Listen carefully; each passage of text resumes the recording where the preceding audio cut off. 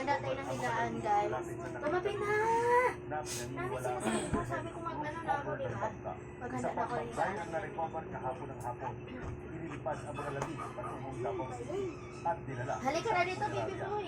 Nagsasagawa ng post-mortem examination ang medical legal officer ng NBI Daw, ito na. para matukoy ang pagkakapilalitan ng mga biktima. Ayon sa OCG Region 11, tukoy na ang Dito isang na lasing. tayo manood. Tawanan Pagkatapos ng pa na. nasagip ang Wag isang ka, ano? siyang na iba pang sakay ng bangka Ano, ang ate? hinahanap. Gapit mo muna. Ayaw mo magkumot, di ba?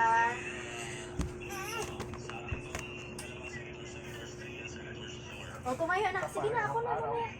Tumayo, it's Christian. Ang hara, tinataog ng malalaking alon. Ang Sinasabi yan, ML sa bahagi naman ng dagat sa pagitan ng mga bayan ng Simonol at Honggao sa Taong-Tawi. Hindi ako mga Nasagip ang dinakis, lahat guys. ng 50 sakay. Nasagip din ang 9 na estudyante at 3 crew mula sa dagat. Teka lang kasi.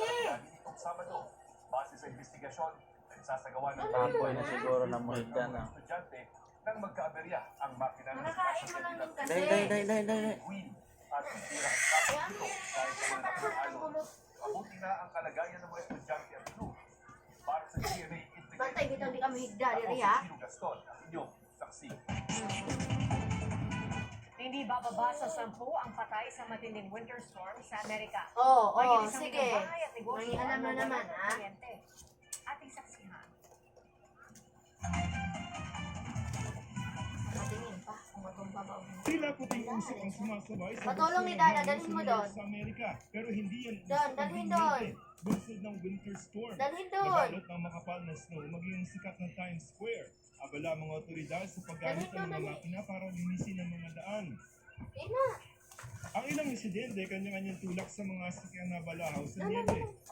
Di nakapagbukas Oh. ang ilang negosyo ng mga Pilipino Oh. sa tinaguriang Little Manila Pinapantas sa sa Woodside, libre. Queens. Nakahanda ang konsulado ng Pilipinas sa New York sakaling may Pilipino ang mga ilangan ng tulong. Ayon sa mga otoridad, below freezing temperature ang nararanasan ngayon sa malaking bahagi ng New York. Di mga pinaniniwala ang nasawi roon dahil sa matinding lamig. Ayon sa mayor ng New York City, natagpuan ang mga biktima sa labas sa gitna ng matinding lamig. Sa ulat ng Agence France-Presse, di bababa sa 10 ang patay sa iba't ibang bahagi ng Amerika. Our administration has opened 10 warming centers in school buildings across the city, 2 in each borough, and they will be operational through at least tomorrow evening. Full food will be provided ano ba at yung kumot each ko of dito these na yung sites. pula, no? Ang White House sa Washington DC nabalot din ng niebe. Kinansela na rin ang mga flights sa airport doon.